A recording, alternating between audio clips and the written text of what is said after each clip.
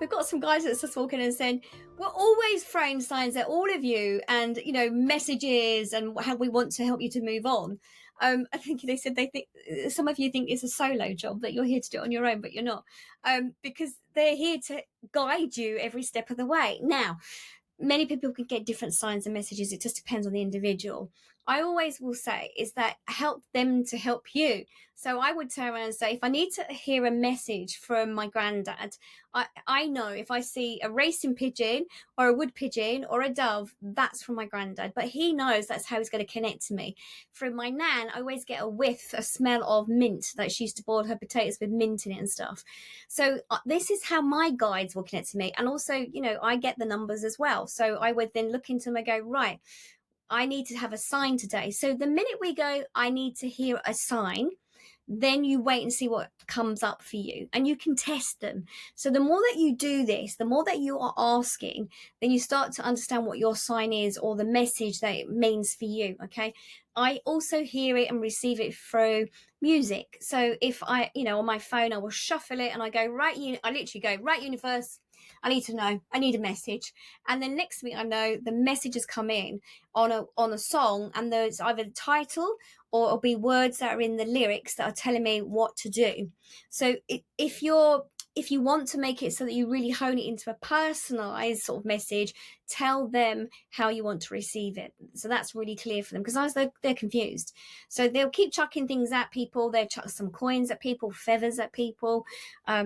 Sometimes it'll be something might be playing on a car when you're driving along on the radio, sort of that comes in. But you see, the thing is, it's not just about you verbalizing that you need to see a sign. They are also aware of your thoughts. So remember, as like the 3D cardboard cutout, they said, as living in the 3D world, with your mind also, your mind is thinking things constantly. Now, that sends out ripple effects of energy out around you. So like I said a little bit earlier, if you're fearful of something happening, you're already creating that thought pattern that you're thinking about it. It creates more of a vibration around you. It's like the universe goes, oh, what is it they're worried about? Or what is it that's the energy of? And they'll give you more of it, thinking that they're actually helping you. They don't understand it.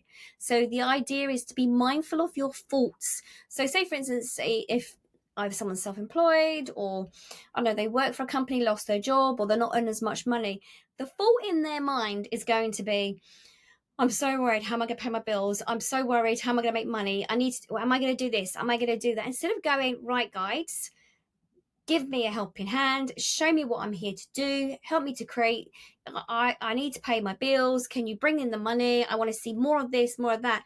Instead of doing that, it's the opposite. So the energy is so intensified on the what if, and I don't want it, and the fear. The universe can't tell the difference. The universe goes, oh, this is their thought patterns, this is their energy, we're going to send them more of it. And that's not what we want. So we also have to manage like our well-being, and we have to manage our energy flow too. So if we want money, it's like then to see ourselves how we are going to feel in that moment of receiving money. So if the money is to do with a house, or the money is to do with food, whatever that money's for, you want to start seeing the abundance of it to create more of it. And it's not just about, I was saying this the other day on my Instagram, that I was driving through the countryside, because now I live in the countryside, and I saw these sheep, and I was so excited, and I'm jumping around going, Andrew, look at these, look, there's more sheep, there's more cows, and I could feel myself elevating in here. He's laughing away going, it's just another sheep. And I went, you don't understand, this is exciting. And then there was something on the radio, and I started singing to it, and I was buzzing. That was the frequency. And then my guide came in and said to me, you've got a new gatekeeper that's come in. And I went, why are you telling me now? We're driving. Because my energy had shifted and upgraded, because I was focusing on that, well, as in the sheep and the song, and I was enjoying myself, childlike, going into that mode, my energy shifted again. I got another new gatekeeper. So every time we elevate, every time we up level, our guides change, our gatekeepers change. But regarding signs, you've got to give them a clue as in what you want. If you're receiving loads of like double digits, triple digits, quadruple digits, and you don't know what they mean, that's no good, is it? So they get a bit frustrated too, because they're like, oh, we're trying to tell her something. So you can either Google, as in like put the digits in and go, what does this mean? You can do that if you wanted to do that. Or you go, right, give me a different sign and different message, please. Give it to me in a different way. So, and that's really important. Then you'll receive it in a different way.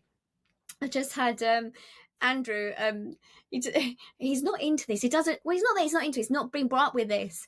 And then he turned around and said, I think I manifested something today. And I went, did you? And he said, yeah. He said, I just thought I needed to get this amount of money to do something. And he said, I turned around and I made the money today. And I went, right. And he goes, well, I manifested it. And I went, that's really good. Well done.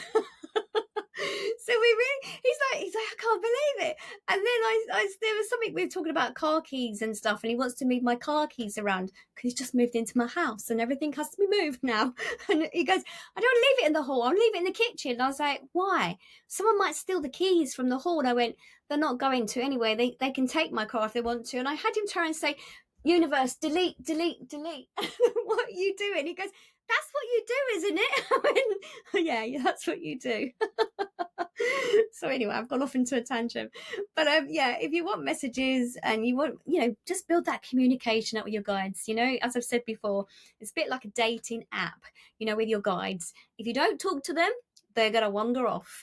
If you talk to them, I know it's swipe left or right, whatever it is, but if you talk to your guides, they're going to come in. Angels, whoever it is, loved ones on the other side, they will come in. They know that you need them. But if you don't communicate, they're like, well, they don't need me. What's the point? And you're not going to see those signs. But the minute that you go, okay, I want to see signs from the universe, and give them a task, give them something to do, and then they'll do it for you, whether it's finding a car park space or not.